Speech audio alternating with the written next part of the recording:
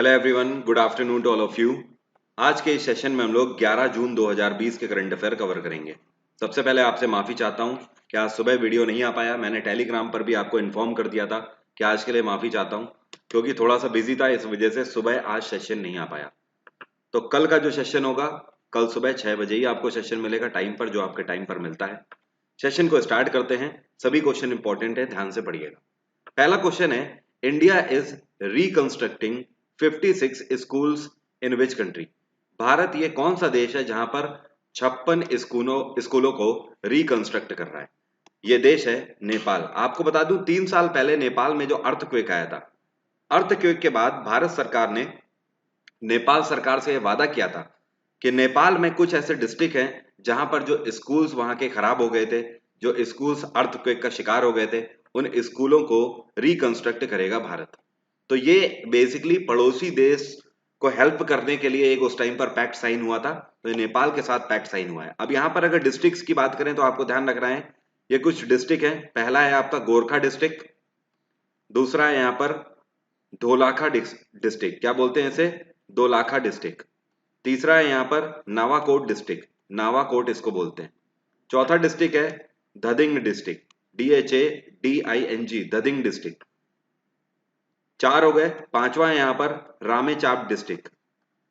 छठवां है यहाँ पर, इसको बोलते हैं सिद्धुपल चौक, क्या बोलते हैं, सिद्धुपल चौक। ये कुछ डिस्ट्रिक्ट है जहां पर मिलाकर 56 स्कूलों की स्थापना करने जा रहा है भारत नेपाल सरकार के लिए। नेपाल की बात करें तो यहाँ पर प्राइम मिनिस्टर हैं खागड़ा प्रसाद शर्मा ओली, और नेपाल में गवर्नर हैं इस टाइम पर विद्या देवी भंडारी। ध्यान रखिएगा, नेपाल अभी कुछ टाइम पहले ये कौन सा डिस्प्यूटेड एरिया है जिसके लिए प्रोटेस्ट कर रहा था, लिप लेक पास के ऊपर। नेपाल इस जगह का नाम है काला पानी, जिसके लिए प्रोटेस्ट कर रहा था। पाकिस्तान की कैपिटल है इस्लामाबाद, नेपाल की कैपिटल है काठमांडू, बांग्लादेश की कैपिटल है ढाका, और अफगानिस्तान की कैपिटल है काबुल। अफगानिस्तान में प्रेसिडेंट है अशरफ गनी, बांग्लादेश में शेख हसीना की सरकार है, और पाकिस्तान में आपको पता ही है इमरान खान की सरकार है। अगला क्वेश्चन है, recently in which district of Uttarakhand a biodiversity park has been opened as the rich botanical heritage of the state. आपसे कह रहा है उत्तराखंड का एक कौन सा डिस्ट्रिक्ट है जहां पर अभी हाल ही में नए बायोडाइवर्सिटी पार्क का उद्घाटन किया गया है। यह डिस्ट्रिक्ट है हल्द्वानी। हल्द्वानी डिस्ट्रिक्ट में अभी एक नया बायोडाइवर्सिटी पार्क इनॉग्रेट किया गया है। इस बायोडाइवर्सिटी पार्क के अंदर 3000 से ज्यादा प्लांट्स की स्पीसीज हैं, 3000 से ज्यादा पौधे की प्रजातियां हैं, और साथ में 3000 से ज्यादा एनिमल भी हैं इसमें। उत्तराखंड की बात करें तो यहां पर त्रिवेंद्र सिंह रावत की सरकार है, यहां पे गवर्नर हैं बेबी रानी मौर्य। नेक्स्ट क्वेश्चन है, recently institute of Himalayan bio resource technology partnered with the department of agriculture. आपसे कह रहा है अभी हाल ही में institute of Himalayan bio resource technology और डिपार्टमेंट ऑफ एग्रीकल्चर के बीच में एक पैक्ट साइन किया गया है। ये जो पैक्ट है, इसके तहत हिमाचल प्रदेश में हींग के साथ साथ और ये कौन सी खेती है जिसको बूस्टअप किया जाएगा। हींग जो खाने में यूज करते हैं ना, उसी हींग का यहाँ पर यूज हो रहा है। तो खाने वाली हींग का यहाँ पर प्रोडक्शन किया जाएगा, और साथ में सैफरॉन का प्रोडक्शन किया जाएगा। आपको बता दूं, अभी पिछले ही महीने सैफरॉन की वजह से जम्मू कश्मीर को GI टैग मिला था। जम्मू कश्मीर भारत का अकेला ऐसा राज्य है जहां पर सैफरॉन की खेती करी जाती है। अब भारत सरकार हिमाचल प्रदेश में भी सैफरॉन की खेती करना चाहती है, तो हिमाचल प्रदेश में हींग की खेती और सैफरॉन की खेती को बूस्टअप किया जाएगा। हिमाचल प्रदेश में जयराम ठाकुर की सरकार है, और यहाँ पे गवर्नर हैं Bandaru Dattatreya. Department of agriculture तो आपको पता ही है, ये मिनिस्ट्री है किसके पास, नरेंद्र सिंह तोमर के पास। नेक्स्ट क्वेश्चन है, रिसेंटली भगजन ऑयल वेल, आपसे कह रहा है अभी हाल ही में बागजन ऑयल वेल, ये बेसिकली एक तेल का कुआं है, इसमें आग लग गई। ये ऑयल वेल कहां पर है, ये तेल का कुआं कहां पर है, बागजन ऑयल वेल जिसमें अभी आग लगी है, ये है आसाम में। कहां पर, आसाम में। इसमें अभी हाल ही में आग लग गई, जिस वजह से न्यूज में था। आसाम में सर्बानंद सोनोवाल की सरकार है, और यहाँ पे गवर्नर कौन है, ये है जगदीश मुखी। महाराष्ट्र में उद्धव ठाकरे की सरकार है, तमिलनाडु में EK पलानी स्वामी की सरकार है, वेस्ट बंगाल में ममता बनर्जी की सरकार है। आसाम सरकार ने 1 जनवरी 2020 से एक स्कीम लॉन्च करी है जिसका नाम है अरुंधति गोल्ड स्कीम। ये जो अरुंधति गोल्ड स्कीम है, इसके तहत इनका अनाउंसमेंट है कि आसाम में हर वो लड़की जो कम से कम 10वीं पास है, अगर उसकी शादी होती है तो सरकार की तरफ से 10 ग्राम सोना दिया जाएगा, 1 तोला सोना सरकार की तरफ से दिया जाएगा। Recently NASA and Italian space agency दोनों ने मिलकर ये पाया कि ये जो टाइटन है ना, सैटर्न की सबसे बड़ी सैटेलाइट, ये अपनी पिछली जितनी गति से घूम रही थी सैटर्न के चारों ओर, उससे कहीं ज्यादा तेज गति से घूमने लगी। तो बात हो रही है किसकी? टाइटन की। टाइटन सैटर्न की सबसे बड़ी सैटेलाइट है, ध्यान रखिएगा। तो नासा और इटालियन स्पेस एजेंसी ने मिलकर यह पाया कि जो ये टाइटन है, सैटर्न की सबसे बड़ी सैटेलाइट, ये पहले से ज्यादा तेजी से यहां पर घूम रही है। ध्यान रखना है, कुछ टाइम पहले टाइटन ही वो सैटेलाइट है जिसके अंदर लिक्विड मीथेन पाई गई थी। तो आपसे क्वेश्चन पूछ सकता है ये कौन सी सैटेलाइट है जिसके अंदर लिक्विड मीथेन पाई गई है कुछ टाइम पहले? टाइटन है, सैटर्न की सबसे बड़ी सैटेलाइट। सैटर्न को गैलेक्सी लाइक प्लैनेट भी बोलते हैं, ध्यान रखिएगा। अगला क्वेश्चन है, recently in which state a plant health clinic has been inaugurated. अभी हाल ही में ये कौन सा राज्य है जहां पर प्लांट हेल्थ क्लिनिक इनॉग्रेट किया गया है? तो प्लांट हेल्थ क्लिनिक इनॉग्रेट किया गया है मणिपुर में। यहां पर बीरेन सिंह की सरकार है और मणिपुर में गवर्नर कौन है? यह है नजमा हेपतुल्ला। अरुणाचल प्रदेश में पेमा खांडू की सरकार है, यहाँ पे गवर्नर है बीडी मिश्रा। वेस्ट बंगाल में ममता बनर्जी की सरकार है और यहाँ पे गवर्नर है जगदीप धनखड़। आसाम में सर्बानंद सोनोवाल की सरकार है, यहाँ पे गवर्नर है जगदीश मुखी। नेक्स्ट क्वेश्चन है, recently according to Mercer's 2020 cost of living survey, Mumbai has become the which rank most expensive city in the world. आपसे कह रहा है अभी हाल ही में Mercer's 2020 cost of living survey के हिसाब से पाया गया कि दुनिया के सबसे महंगे शहर कौन से हैं। तो इसमें मुंबई की कौन सी रैंक रही? आपको ध्यान रखना है, मुंबई दुनिया का 60वां सबसे महंगा शहर साबित हुआ। आपको बता दूं यहां पर अगर मैं बात करूं दिल्ली की, तो दिल्ली दुनिया का 101वां 101st मोस्ट एक्सपेंसिव सिटी है। ओके, यहां पर अगर चेन्नई की बात करें तो आपको चेन्नई के लिए भी ध्यान रखना है, यहां पर मैं लिख देता हूं। ये तो बात हो गई दिल्ली की, दिल्ली 101 रैंक, चेन्नई ने यहां पर 143वीं रैंक पाई है, 143rd। अब यहां पर बात करें मुंबई की, तो मुंबई पूरे वर्ल्ड में 60वां है, लेकिन एशिया की बात करें तो एशिया में 19वीं रैंक है मुंबई की। अब अगर बात करें पूरी लिस्ट में सबसे ज्यादा महंगा शहर, या फिर आप बोल सकते हो पूरे वर्ल्ड में सबसे महंगा शहर कौन सा डिक्लेयर किया गया है, ये है हांगकांग। यहां पर मैं लिखता हूं नंबर 1 पे हांगकांग सबसे महंगा शहर है। नंबर 2 पे है अजगाबत। अजगाबत आज का आपसे क्वेश्चन यही है, कमेंट बॉक्स में लिखकर बताइए अजगाबत ये जो है ये कौन से कंट्री का शहर है? कमेंट बॉक्स में लिखकर बताइए अजगाबत कहां का शहर है। और नंबर 3 पे रहा टोक्यो। तो एक बार फिर से सुनिए, हांगकांग दुनिया का सबसे महंगा कंट्री है, अजगाबत दूसरे नंबर का सबसे महंगा कंट्री है और तीसरे नंबर पे टोक्यो सबसे महंगा कंट्री है। भारत की बात करें तो मुंबई यहां पर सबसे आगे था, मुंबई भारत का सबसे महंगा सिटी है और इस पूरी लिस्ट में मुंबई 60वें नंबर पर है, दिल्ली 101 नंबर पर है, चेन्नई 143 नंबर पर है और एशिया की बात करें तो मुंबई 19वें नंबर पर है। नेक्स्ट क्वेश्चन है, अभी हाल ही में CBIC has launched its flagship programme Turant customs at Bengaluru and which place. आपसे कह रहा है सीबीआईसी का मतलब क्या है? सीबीआईसी को बोलते हैं central board of indirect taxes and customs. इसके द्वारा अभी हाल ही में एक फ्लैगशिप प्रोग्राम चलाया गया है बेंगलोर में, और किस शहर में? इसको बेंगलोर और चेन्नई में चलाया गया। सीबीआईसी की बात करें तो इसकी स्थापना 1964 में करी गई थी और इसके इस टाइम पर चेयरपर्सन है अजीत कुमार। अजीत कुमार। और सीबीडीटी के चेयरपर्सन कौन है? CBDT central board of direct taxes, इसके चेयरपर्सन है प्रमोद चंद्र मोदी। प्रमोद चंद्र मोदी।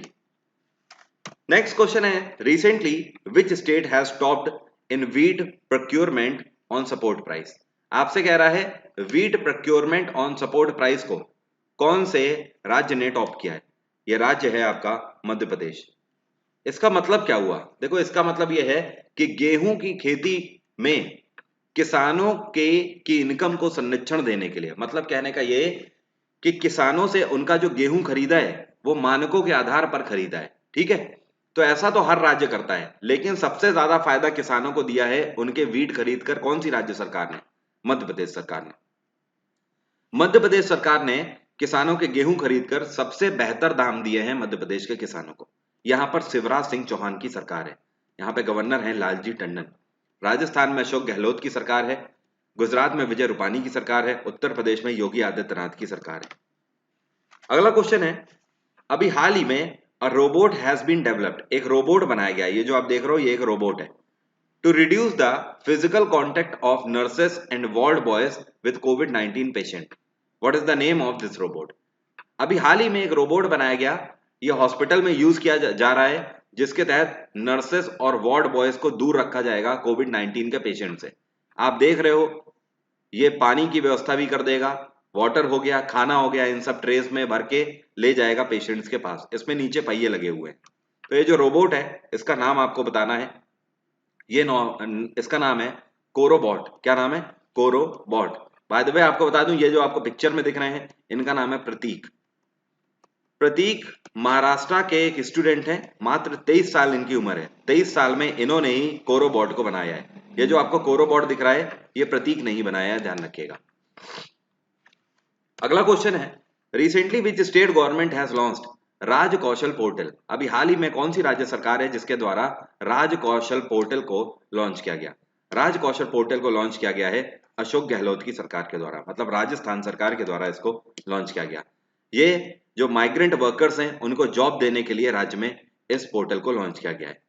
इसकी खास बात यह है कि राजस्थान सरकार का कहना है कि 13 लाख से अधिक प्रवासी मजदूर जो हैं उनको नौकरी दी जाएगी। इसके तहत 22 लाख से अधिक पंजीकृत सन्निर्माण श्रमिक योजना के तहत लोगों को इसके तहत एम्प्लॉयमेंट के लिए पंजीकृत कर लिया गया है। मतलब कहने का कि उन्हें रजिस्टर कर लिया गया है।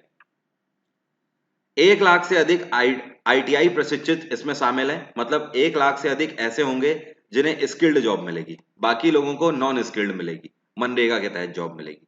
ठीक है। इसके अलावा भी अभी भी ये इनवाइट कर रहे हैं कि आप इसमें अपना पंजीकरण करवा सकते हैं। रजिस्ट्रेशन अभी भी जारी है।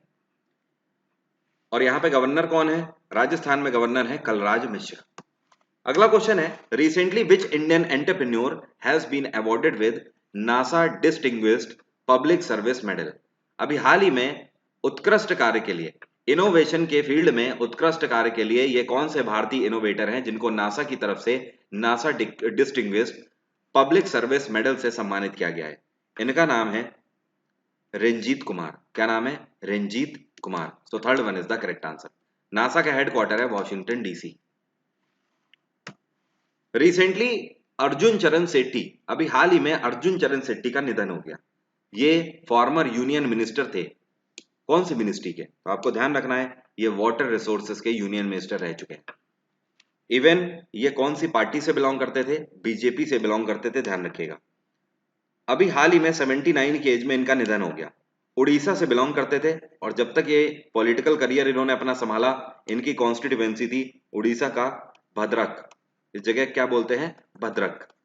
तो भद्रक इनकी कॉन्स्टिट्यूएंसी थी जहां से ये लड़ते थे। एक बार नहीं 8 बार सांसद रह चुके हैं, 8 टाइम्स। अभी हाल ही में इनका निधन हो गया। तो आज के ये करंट अफेयर थे। उम्मीद करता हूं सभी को सारे क्वेश्चन क्लियर हो गए होंगे। ये मेरा नया रेफरल कोड है वरुण वाईपी। आप इसका यूज करके अनअकैडमी पर किसी भी सब्सक्रिप्शन के लिए 10% का डिस्काउंट फ्लैट पा सकते हो। 10% मैक्सिमम डिस्काउंट अनअकैडमी पर चल रहा है, आप इसका यूज कर सकते हो। या फिर आपका कोई भी जानने वाला जो भी अनअकैडमी पर कोई भी सब्सक्रिप्शन लेना चाहता है वो वरुण वाईपी का यूज कर सकता है। वरुण वाईपी भी मेरा रेफरल कोड है और वरुण 777 भी है। दोनों में से आप किसी का भी यूज करके ये डिस्काउंट प्राप्त कर सकते हैं। अब बात करते हैं आज के स्टैटिक जीके के क्वेश्चंस की। चलिए स्टार्ट करते हैं स्टैटिक जीके। और पहला क्वेश्चन हमारे सामने है, which country has made new record of reaching deepest point on earth? ये कौन सा देश है जिसने आज तक ये रिकॉर्ड बनाकर रखा है कि अर्थ के डीपेस्ट पॉइंट तक पहुंचा है? ये देश है चाइना। आपको बता दूं, ये जो आपको डिवाइस दिख रही है ये चाइना की डिवाइस है जिसका नाम है काइको। क्या नाम है? KAIKO। काइको नाम की ये डिवाइस है। इसको चाइना के द्वारा रिमोट ऑपरेटेड व्हीकल ये बनाया गया है। चाइना के द्वारा इसको भेजा गया था 10,911 मीटर तक नीचे।